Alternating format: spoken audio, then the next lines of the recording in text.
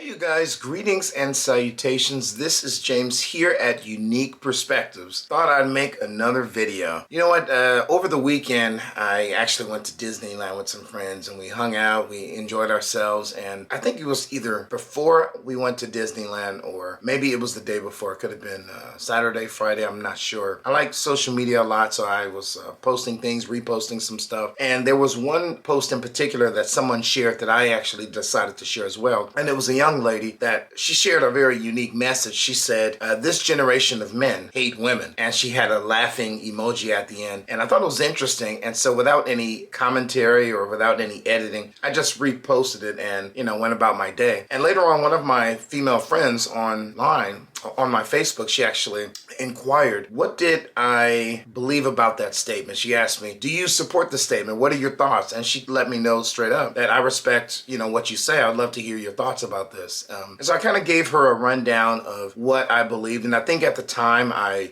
kind of gave her a brief paragraph. In my opinion, I like to be a little bit more detailed when I'm discussing like something very serious and something that requires a lot of attention. But I decided to give her a brief understanding of my thoughts about that whole, just that post, this generation of men hating women. And, I gave her my rundown, but I actually wanted to share it with you guys. I did make a video on Facebook eventually, but I think it's a good idea just to put it out here on my YouTube channel, and maybe I'll take a little bit more time with just sharing my thoughts about that topic, because I think it's important for a lot of us, both men and women. Obviously, I'm another guy with an opinion, so there are many people that have many thoughts about this. This may not be very significant to a lot of you, but hopefully I would just offer some clarity. Another thing before I get started is I do typically have little notes and things like that with a lot of my important videos. I do consider this an important topic, but I am sort of shooting at the hip, so I will not have any notes. I'm just going to kind of basically what's on the top of my head. But I really want to address a lot of things that I think that men and women should reflect on, and also in a general sense what we should consider. As a man, I can totally understand the statement. I can understand because obviously we have a lot of different guys that desire companionship. They desire some type of connection, and I'm not necessarily talking about some people would call like the womanizers, or there's a lot of creative names for this group of guys that seem to get a lot of attention. They never seem to have that much of a struggle with finding somebody, regardless of if she's a quality lady or not. There's always guys that seem to have no issue really experiencing a lot of different women at different seasons and things like that. I'm particularly talking about the other group, the group of men that from a statistical standpoint between ages 20 and 30 are not getting any action. They're not getting married. They're actually losing interest in relationships, romantic endeavors, because quite frankly they are under the impression that it's a useless, meaningless journey, because there are a lot of women that don't believe in really giving them specifically an opportunity. Some of these guys are not 6 foot, and I know that there are a lot of women that are okay with that, but there are a lot of women that are not. There are a lot of women that, quite frankly, they are fixated with the idea of a man being 6 foot. And I believe, if I'm not mistaken, to my understanding, only about 12 to 14% of the male population in the United States is actually 6 foot. Think about how that looks from a realistic standpoint. You have a large amount of women that are fixated that this is somehow the answer to all their problems, finding a man that is 6 foot. There's only 12% of these guys that exist, 12 to 14% in the United States altogether, which is ridiculous, the idea of trying to fight for something like that. But we live in a time in which you can't really have certain discussions with women when it comes to some of their expectations for a relationship. In fact, there are a lot of guys that get demonized or we get attacked for attempting to speak up and just try to clarify and just try to say, hey, ma'am, you're actually obstructing your opportunity to find this because it's not very realistic. You're going to have to compete with all these other women to find this small portion of men. And even if you do find one of these guys, you want somebody of a certain faith, or you want somebody that has certain principles and morals and ethical practices, and now it's even harder, And imagine if you're looking for somebody that's making a certain amount of money and he's 6 foot, now you have additional challenges. There are a lot of guys that we look at, we're not attractive enough. We're not tall enough. We don't have the right body for a lot of women, and even just the idea of not making enough money, which can be very critical for a lot of us guys, because we want to protect, we want to be providers. It's difficult to want to even want to date and want to really pursue anyone when no one seems to care about the difficulties of men. In fact, within my second year now on YouTube, one of the things that I discovered is how high the suicide rate is for men specifically here in the West. It's like 3 to 4 times higher than it is for women. And I can see, just as a male, that there are a lot of difficulties that we experience, that we're not getting support. There are people that are not backing us up when we are going through those very hard, difficult trials in our lives. Some guys have access to that. I have people in my life that will have my back, but not every guy has the luxury of having people that will back him up when it comes to emotional situations, even financial situations. There are a lot of people that feel like, hey, you're a man, figure it out, and that's it. And so I do think that there are some guys that break and then they kind of recover, start putting themselves together, build themselves up physically, mentally, emotionally, even spiritually to some extent, and financially. And then they become like very different. They become very different. And some guys become a little bit more moral and things like that, but you have other guys that they become monsters. They become the type of guy that now that they have the access of the type of women that they wanted for so long, now they use that as an opportunity to exploit women, just like maybe the women exploited them before. But there are a lot of guys that are having a very hard time with dating. And as a guy in his middle-age time period in his life, I can see why there are men that would be discouraged. You have different guys that respond very differently to the difficulty that we have in the dating world, especially here in the United States. You have some guys that get rejected so much that they just can't take it anymore, and they just kind of bow out entirely, and they don't try anymore, and they give up. You have some guys that will go overseas, and that will be their answer. You have other guys that will just settle, and they will find anybody that will give them attention. Somebody that's massively overweight, somebody that maybe they didn't really want to be with, but they just don't want to be alone. But you have different approaches that some guys take. And then you have some guys that they go through the hardships, and like I said, they build themselves up, they learn from their mistakes, and they build themselves up. But that's not the case for every guy. And this is why, and this sort of goes more into the question is, are there a lot of men that hate women? And I do believe that the answer is yes. It's different variables that bring us to that. There is a rise of podcasts that are led by men that are not very happy with the behavior of a lot of women that have taken place within our Western society. While some women are believing in their minds, for example, some, I'm not saying all, that they can be reckless in their youth, and then, plenty of guys will take them later on.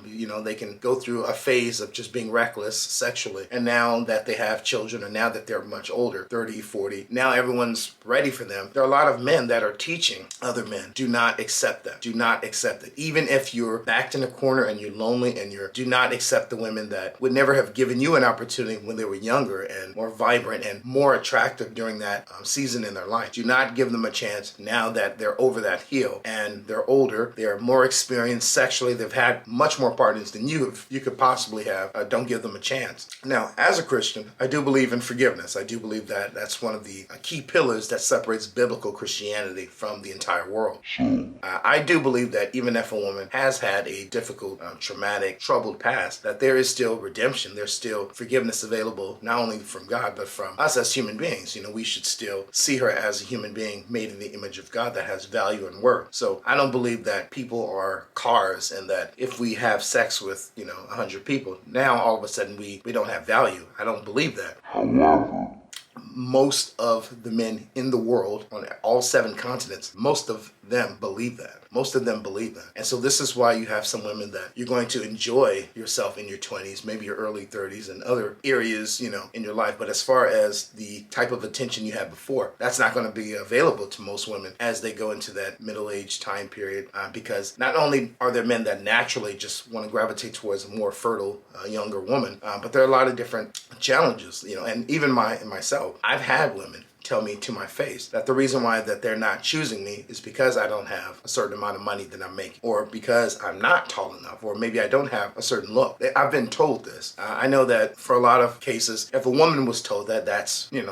terrible. That's absolutely terrible. There are a lot of women that would freak out. But for us guys, we get told that all the time. If we don't have the right look, if we're not tall enough, if we don't make enough money, we get to learn that very early in our lives. Even at the age of 12 or 16, we'll just know that the guy that's 6 feet, he will have, always have an edge over us, regardless of the environment. And so for a lot of us guys, we have to learn that very early, or we just won't survive, period. And that's just how it's always been. It's, you're in a world where everything is competitive, and if the woman wants you, then have fun, but then you have to find ways to entertain her and stuff like that. So it can be very difficult. But I've had situations where I felt very confident in being assertive with trying to connect with a woman, and she left me on red, or she wasn't interested in connecting. And as a man, I've learned that I can't keep approaching somebody like that. I have to move on, even though I may be curious, like, hey, why wasn't she receptive? But there are a lot of guys that don't respond so well. They may not have a relationship with God. They may not have a group of friends that can encourage them to move forward. There are a lot of guys that will go into depression. Like I said, the suicide rate for guys, it's about, 3 to 4 times higher than women here in the United States. So there are a lot of guys that they will check out, they will just retreat into porn, they will retreat into giving up. Some just find themselves, it's video games, it's anything else to pull away from reality. Some will go to work and that'll be their life. It's just going to work and just being at home because they feel like it's the dating scene has really been destroyed. And I do think that feminism has influenced a lot of our Western culture. There are a lot of women, whether they came over from another country at an early age, maybe later on, or they were just born here, they're natives. I think that there is, in my opinion, an indoctrination that takes place that it's almost like most women go through, and it's always being recited, and these mantras are always being influenced regardless of what environment they're in. There's this idea that you can do whatever you want, you can be reckless, you're a winner, you can gain as much weight as you want, make as much money as you want, and then you don't have to be a traditional woman, but you can still always expect a traditional man. And I think what men are finally doing in this generation, and I'm not saying all, is now we're more vocal, like, no, we're not going to accept somebody that is severely overweight. We're not going to accept someone that is making all this money, and she has this idea that her money is her money and partner's money is going to be their money together. Like I said, with the rise of the Red Pill movement, MGTOW, which is an acronym for men going their own way. So if you didn't know, but there are different philosophies, even outside of those that are influencing men, not to take crap anymore, not to put up with this stuff. Now, there are some aspects of different philosophies that I do think that are right. Like, for example, the Red Pill may teach that a man should work out and be independent and, make money and be efficient in his life. So I agree with that. That aligns with biblical Christianity. Or it might be, different philosophies teach different things, not to be a feminine man, but be someone with masculine energy. I support that. But then there are other philosophies that within some of these worldviews that I can't agree with. So, and that might be a separate video, but yeah, I think that there are a lot of men that are discouraged. I have a lot of guys that have reached out to me on my Facebook, and you guys can always join me in my discussions. I think my Instagram and my Facebook information is on my YouTube account, so you want to link up with me and just chat or talk. I'm always open to talking to anybody at any time, so just reach out to me. But as a man, I've experienced a lot of difficulties as well. I do believe that there are some men that are still more traditional, that are quality guys. I consider myself a quality guy. My mother raised me and my siblings with more traditional values. She was raised in Louisiana. She was raised amongst, very traditional ways. And she had me at a much later age in her life. So she was like 40 when she had me. So I learned a lot of traditional ways. So I'm the type where I'm opening the door for a lady or things like that. And there are a lot of guys that do that. But a lot of these other philosophies from men that have not been pleased with a lot of the situations that they have encountered with, I'm going to say, more toxic women, unhealthy women. And that's another topic, is making a distinction between the two. I think one of the difficulties is when you have people like the Red Pill movement sort of like use blanket statements to fit every woman in one category. I don't think every, for example, single mother is useless or something like that. I think that there are some women that they made a mistake. They were not being wise, but they would be great wives. They would be excellent wives. And they know how to dedicate themselves to their husband and also to their children. So I believe that that's still possible. Do I think that men hate women? I think that there are a lot of men that are being raised up in this new generation to not trust women. And I think that it's the women that are not making the best decisions that are being used as a standard on how to judge all women. And so a lot of women that may have more traditional values or may have realistic expectations, a lot of you are being overshadowed by the small group that are not very healthy. So I think it's a very destructive situation. I'll be honest with you, this whole Passport Bros movement has definitely gotten my attention. I think one of the best ways to avoid a lot of issues for a lot of guys is to go overseas and find a wife, especially if you're a more traditional guy, because over there, like, immediately the ladies will respond. I mean, I've had some ladies respond to me and I'm not even over there, and I'm just chatting with people from different countries and they're already taking pictures of the suit that they would love to prepare for me, and I'm like, wow, this is amazing to see that from like an attractive lady, you know. So, but yeah, I definitely want to touch on this a little bit more. God bless you guys. Take care.